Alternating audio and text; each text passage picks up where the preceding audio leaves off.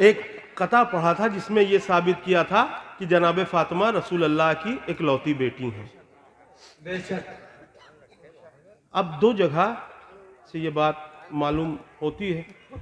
आने वाले मलऊन ने यह कहा, अय अली, फातिमा को मना कर दो, या रात में रोएं या दिन में रोएं।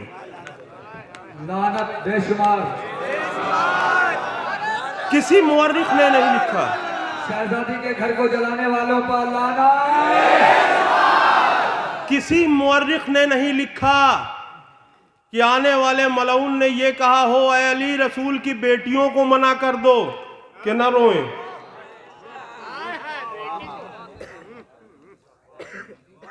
दूसरी दलील, जब जनाबे फातिमा ने दावाए फिदक किया तो कह देना चाहिए दूसरे साहब को कि हमारे घर में 2 रसूल की बेटियां हैं, आपका अकेला नहीं है। नहीं कहा। इससे क्या साबित है?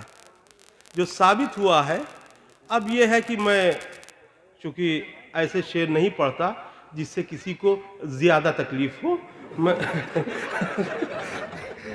मैं हाजिर कर रहा हूं।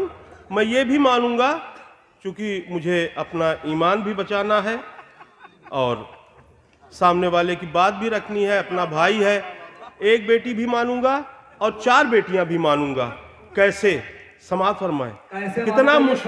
कितना मुश्किल काम है। अब देखिए, एक बेटी कैसे, उसके बाद 4 बेटियां कैसे। समाअत फरमाएं। नबी की एक ही बेटी थी फातिमा ज़हरा। नबी की एक ही बेटी थी फातिमा ज़हरा, जो रोज रोती थी सरकारे कायनात के बाद। दलील, नबी की एक ही। अब इसके बाद किस तरह से मैं मानूं? लेकिन माना है मैंने, भाईचारे की वजह से माना है। नबी की एक ही बेटी थी फातिमा ज़हरा, जो रोज रोती थी सरकारे कायनात के बाद तो मुअर्रिखीन के सरकारी अस्पतालों में। क्या बात है?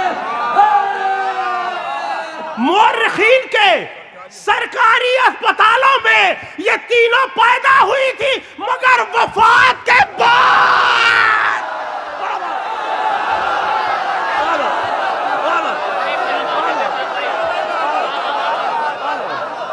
नबी की एक ही बेटी थी फातिमा ज़हरा। नबी की एक ही बेटी थी फातिमा ज़हरा, जो रोज रोती थी सरकारे कायनात के बाद। नबी की एक ही बेटी थी फातिमा ज़हरा, जो रोज रोती थी सरकारे कायनात के बाद तो मुअर्रिखीन के सरकारी अस्पतालों में ये तीनों पैदा हुई थी, मगर वफात के बाद।